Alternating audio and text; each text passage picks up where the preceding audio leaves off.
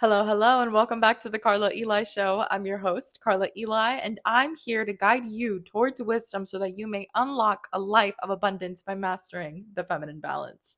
Let's get into today's flow. But before we do so, make sure to like and subscribe if you are enjoying the show. This really helps me see if I'm doing a good job or not. Okay, I'm getting the hang of things, but your opinion matters. I'm a sensitive soul, so please be careful and actually care about my feelings whenever you comment or whenever you're rating the show. I promise it will get better as time goes on. But without further ado, let's get into it. Mainstream media is finally catching up with pop culture and is noticing a new wave of feminism. And ironically, it looks like women want to be back in the home. Is that true? What do you guys think? I think women are starting to wake up and realizing that the whole 50-50 thing ain't working. Not only do we have to go to work now, but also we have to keep up with the home.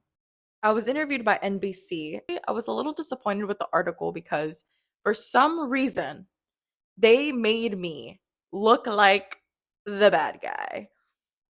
And when I say the bad guy, let me read to you what they said. You can pull it up. I'll add the link in the descriptions below. But here's what it says. Some dating coaches online are pushing women to seek more traditional gender roles. I see the dating scene and relationships as a business because it is, said Carla Eli, a controversial dating coach with more than 1 million followers on TikTok.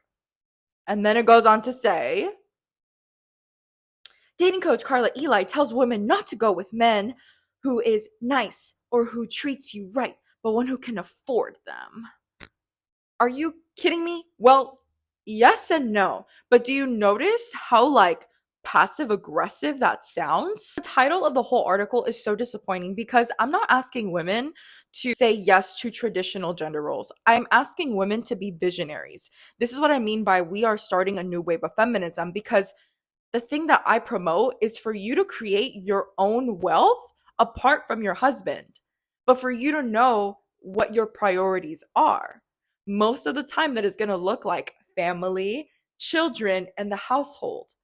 But that doesn't mean that we're going back to the way that the world was with traditional gender roles. Back then, women were limited to the education, opening up their own business. I'm not saying to go back. What I am saying is that women should also be fulfilled apart from their union. And something else that I don't know where they got this from, because they just quoted nice, treats you right, and afford.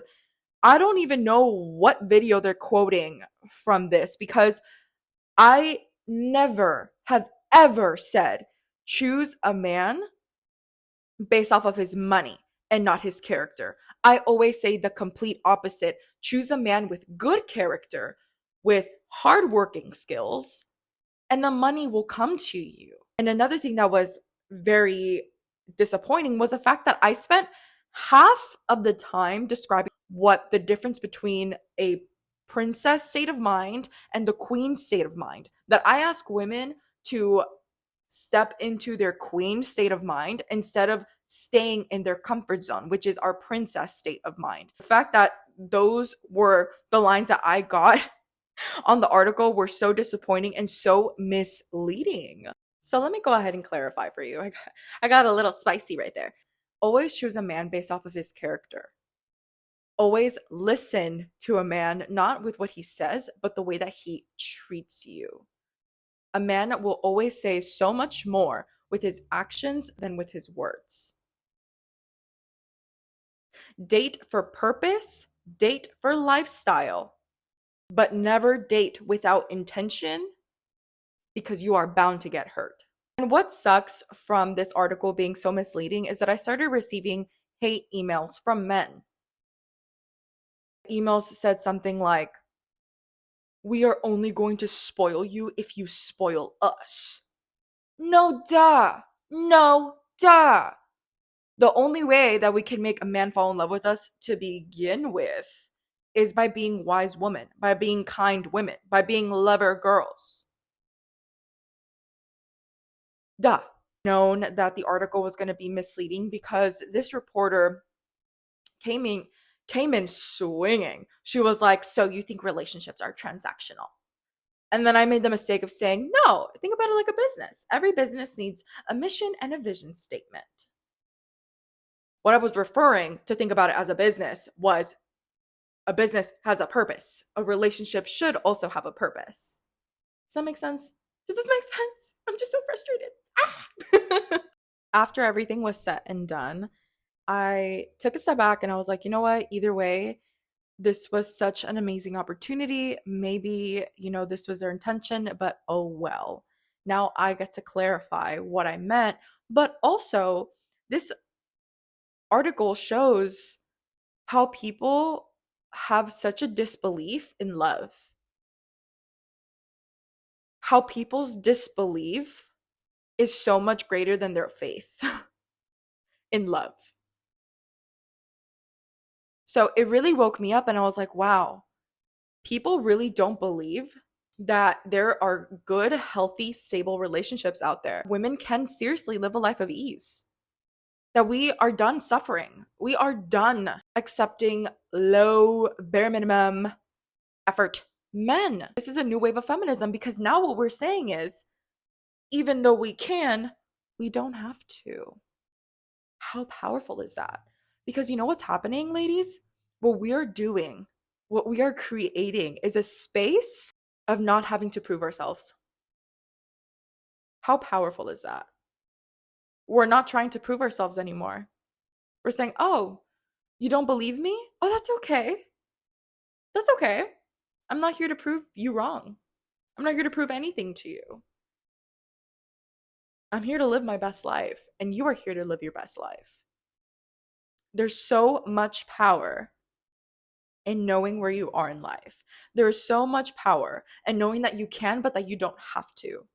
There's so much power in letting go of control and allowing abundance to come to you and allowing yourself to learn how to receive. Really, this article showed me this us versus them paradigm that we need to let go of. And it showed me that the mainstream media is finally waking up. They thought that they could push relationships aside, but we're waking up, ladies. We're seeing the consequences of having two parents working and leaving the kids with a nanny or leaving the kids in after school programs. It leaves our society without a backbone. And the backbone to any society, by the way, if you didn't know, is a nuclear family. We are waking up.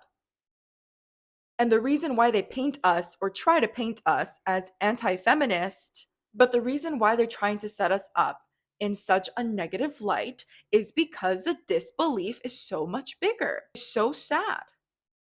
And I'm not here to prove to these people that I'm right and that they're wrong, or vice versa. I'm not here to prove anything to anyone. If I didn't have YouTube or social media in general, I would still be living the life that I preach so much about. The difference here is that I want to help other women get there too. And by the way, the reason why this 50-50 thing, the promiscuity and like dating around and sleeping around and not, getting married and not taking relationships seriously isn't working, it's because that is sin. Of course it's not going to work. Again, I'm a faith-based woman. So I go to the manufacturer to find out why things work and why things don't work.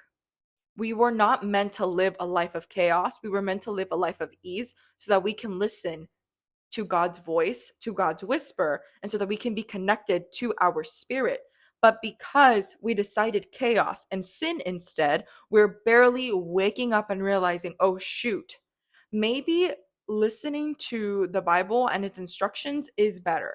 And the more that you interact with scripture, you will see that the woman that God has called us to be is to be a visionary, to be a business owner, to be an investor, and to be the backbone of our house, to be the backbone of our household, to guide our men to wisdom. Because when you have wisdom, you have a heart of understanding. And when you have a heart of understanding, you're capable of seeing knowledge. You're capable of dissecting knowledge. Hope that this is making sense. I'm so happy to be at the forefront of this new wave of feminism because we're waking up. and we're reclaiming our power. We're reclaiming our value, and we're stepping into this world with worthiness, without being shameful, with pride, a healthy sense of pride, right? And I love it. I'm here for it. I'm here to see more nuclear families thrive. I'm here to see this balance, this feminine balance. It is time. It is time. So happy that the mainstream media is also waking up.